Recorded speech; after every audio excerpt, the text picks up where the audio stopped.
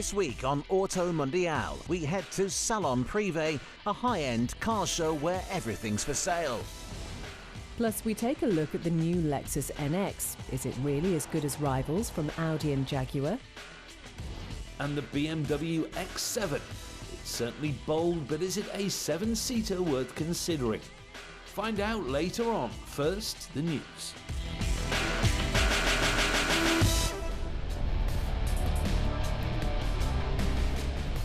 Since its unveiling, the Ineos Grenadier has caught the interest of many an off-road fanatic, and now more details and prices have been announced. The rugged 4x4 will start at £49,000, and for that you'll get a 2-seat utility wagon with loading space in the back. To get access to the 5-seat family car, it'll be at least £52,000, while an extra £7,000 will get you one of the 2 high-spec models, the off-road focused Trialmaster or the road-friendly Fieldmaster. All versions of the French-built Grenadier will come with a 5-year warranty, useful if you do plan on heading off the beaten track.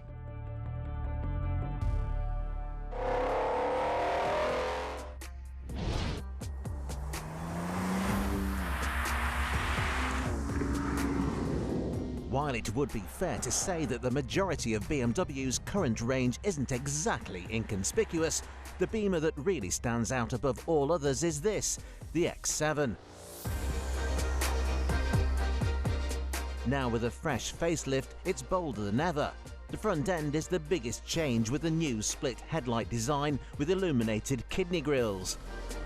The daytime running lights and indicators are now ultra-thin LEDs with adaptive headlights with cornering ability now standard. The bumper has had a light redesign, while there's now a selection of new alloy wheel options. The rear end has been updated too, although the changes are very subtle. Inside, the new X7 has been thoroughly updated. It gets an impressive new curved display infotainment system sitting on top of the stylish dashboard. It's seamlessly connected to the new 12.3-inch digital instrument panel to form one big row of screens. Naturally, it's all hooked up to BMW's latest iDrive system, which can still be operated through a rotary control on the center console. There's more standard kit than before, and some new options including the £3,750 Comfort Plus pack, which adds second and third row seat heating, heated armrests, and even thermal controls for the cup holders. However, if the X7 wants to be the king of the 7-seat 4x4s, it'll need to beat this, the latest Land Rover Discovery. Like the BMW, it's recently been updated. On the face of it, the changes are initially hard to spot. It gets some new headlights and an updated front bumper with some redesigned air intakes. At the back, the rear lights have been changed, while there's a whole new range of alloy wheel options to choose from. Sadly for some, the awkward-looking off-centre rear number plate remains unchanged, with the repositioned Discovery badge doing little to divert the eye. The Discovery's interior was already one of our favourites in this class, but now it's even better with Land Rover's new Pivi Pro infotainment system on a bigger 11-inch screen. Add a few styling tweaks here and there, including some new controls for the heating and the aircon. The Pivi Pro system is both larger and brighter than the old one, and easier to use. The rest of the cabin remains as spacious and practical as ever, with loads of space throughout and the nifty electric folding seats helping to make this one of the best cars out there for big families.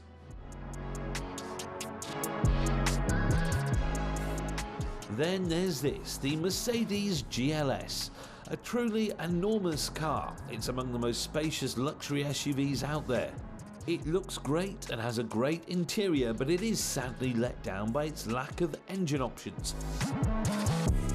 Unless you opt for either the V8 powered AMG model or the eye-wateringly expensive Maybach version, you're stuck with a 330 horsepower diesel. These three, though, are all great choices for a premium family 4x4. Our class favourite is still the Discovery, but in this corner of the market there are seemingly no bad options.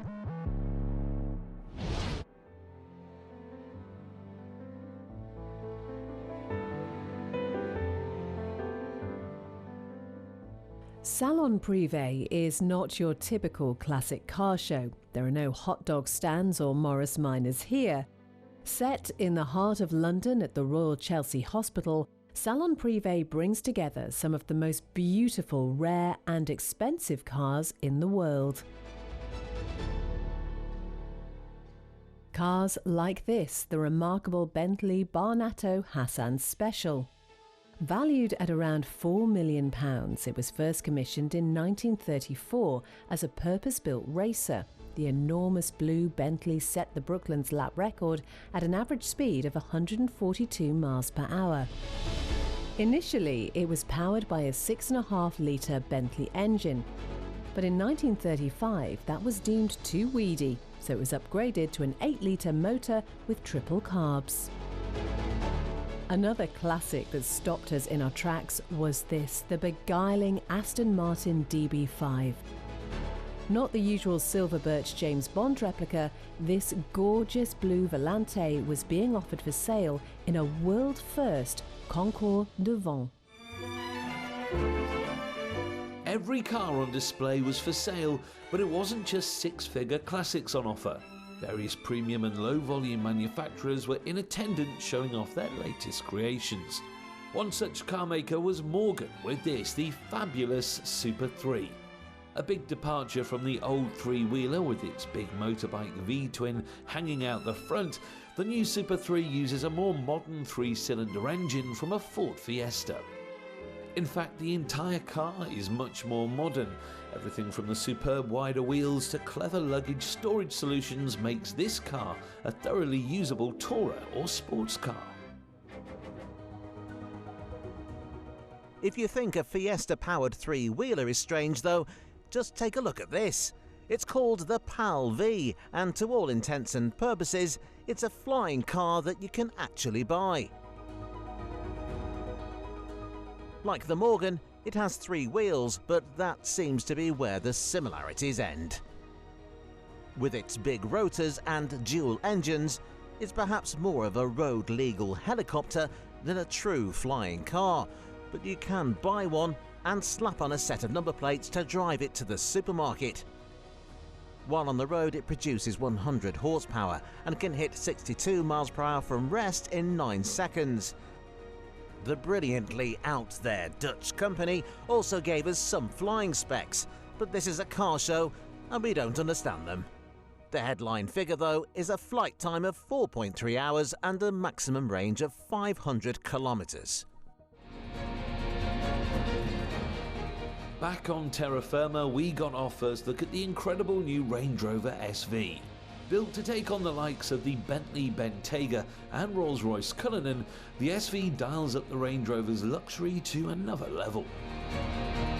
Tick a few option boxes and you'll easily see the price of a standard Range Rover double. The sky's the limit when it comes to personalisation, but with 300 different colour options and an array of bespoke features on offer, the SV is simply incredible.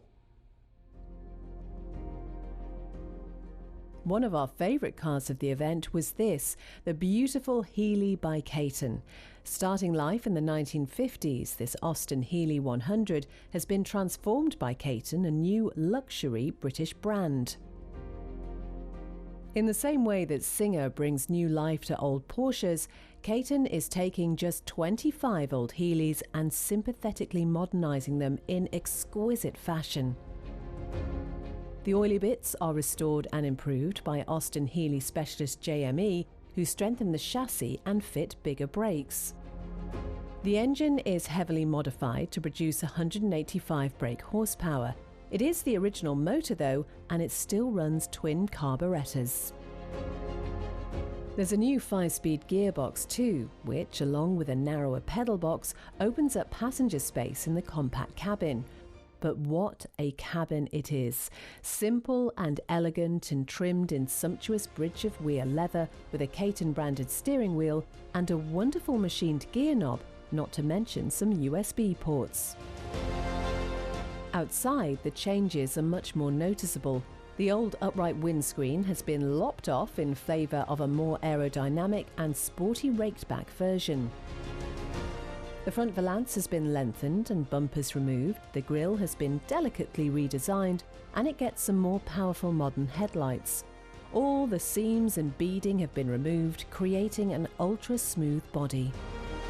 Prices for the handcrafted Caton start at £395,000, but the sky is the limit when it comes to making it your own.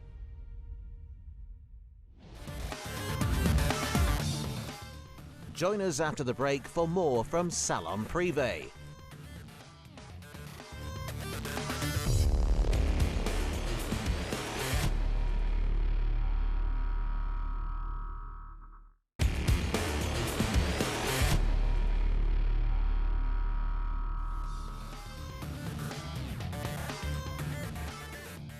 Coming up, more coverage from Salon Prive, but first...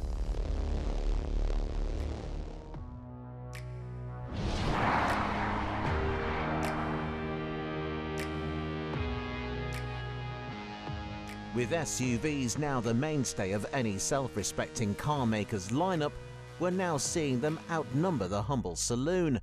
A great example of this is Lexus. Once a dedicated purveyor of four doors, the brand now offers twice the amount of SUV models. The latest one is this, the new NX.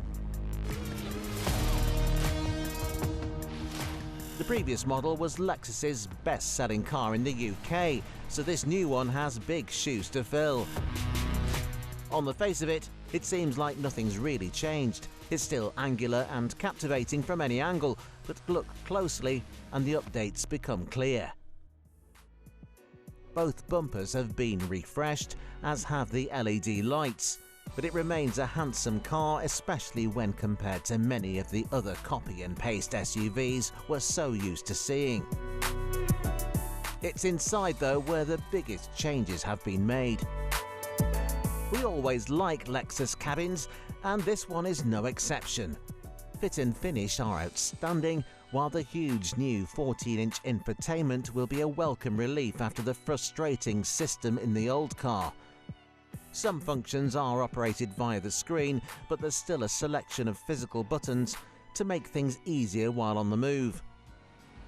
The new NX sits on the same platform as the Toyota RAV4. As such, the Lexus is available with a variety of hybrid powertrains, including a plug-in. In this guise, the NX produces a little over 300 brake horsepower from its two electric motors and the 2.5-litre petrol motor.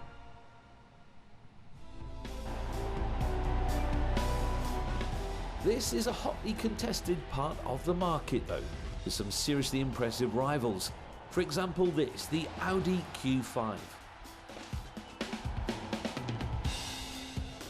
Sitting in the middle of Audi's vast SUV lineup, the Q5 is a great compromise between size and practicality, with plenty of space in a relatively compact package. Like all current Audis, the interior is superbly finished, with all models coming loaded with gadgets. However, while no cars in the class are exactly thrilling to drive, the Q5 misses the mark more than most.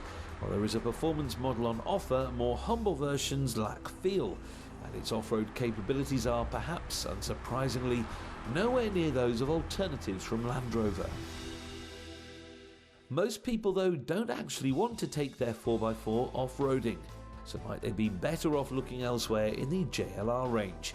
The Jaguar F-Pace has recently had a facelift and is looking better than ever. As is common for midlife facelifts, the Jag gets the usual array of new lights and tweaked bumpers, but it's underneath the sleek body where the F-Pace really impresses. The new plug-in hybrid 4-pot puts out around 400 horsepower and allows fully electric driving for up to 33 miles. From a standstill it will hit 62 in around 5 seconds, so it's more than quick enough to raise a smile. As impressive as its rivals are though, we still can't help but admire the Lexus. It gets a great range of electrified powertrains, is packed full of tech, and perhaps most importantly, it stands out in a sea of forgettable SUVs.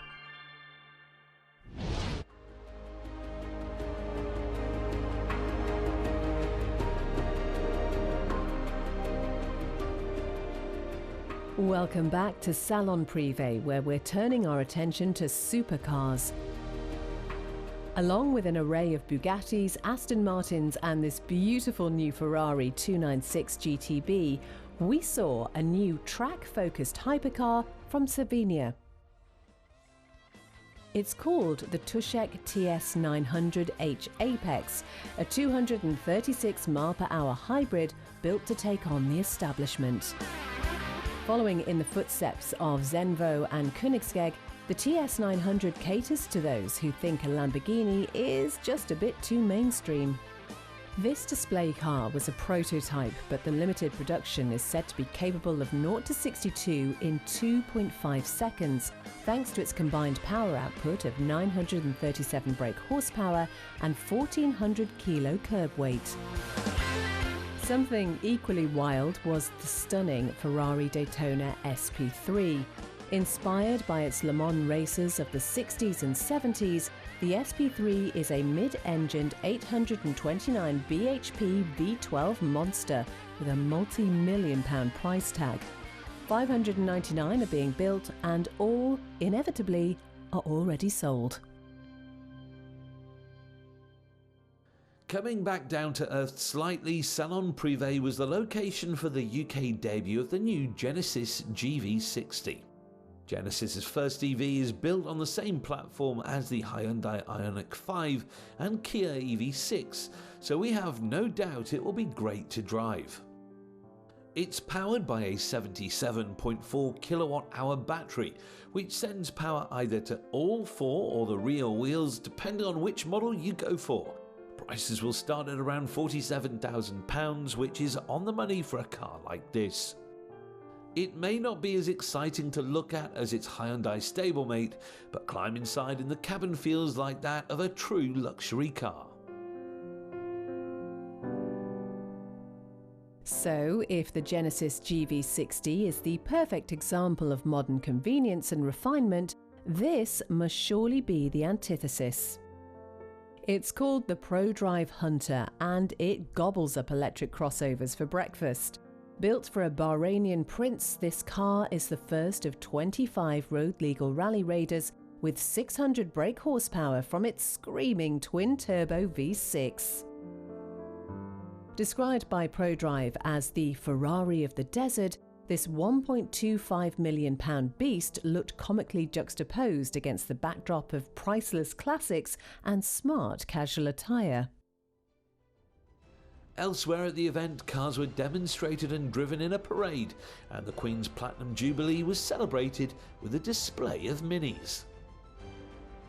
A car that looked right at home though was the jaw-dropping Alfa Romeo 12C Prototipo.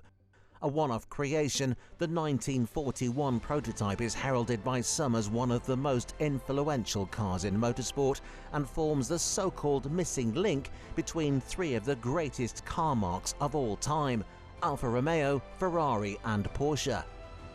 Production of this revolutionary 12-cylinder racer never started due to wartime demands. However, the engine's designer would go on to create the legendary Colombo V12 at Ferrari, while the chassis was developed with help from a certain Ferdinand Porsche. After the war, the car was broken up, but decades later the pieces were reunited and the car now roars again. Something that really caught our eye, however, was a recreation of one of rallying's greatest cars, the Lancia 037. It's called the Chimera Evo 37 and it's a homage to the last two-wheel drive car ever to win the World Rally Championship. The company's founder, rally driver Luca Betti, describes the Evo 37 as a resto mod, but we think he's selling his product short. Only two parts are shared with an original 037. Like the original Group B Legend, the Camera is based on a Lancia Monte Carlo, but only the cockpit and the 2.1-litre engine remain, complete with a supercharger and turbocharger, just like the real 037s of the 1980s. Power is somewhere around the 500 bhp mark, with turbo and supercharger working together to provide instant throttle response and blistering acceleration. 37 cars are to be built, available with either a paddle shift gearbox or a gated manual. Apparently, all of the 20-something cars that have been sold so far have been specced with the latter. Of course, you will need some deep pockets to get your hands on one, with prices starting at over £400,000.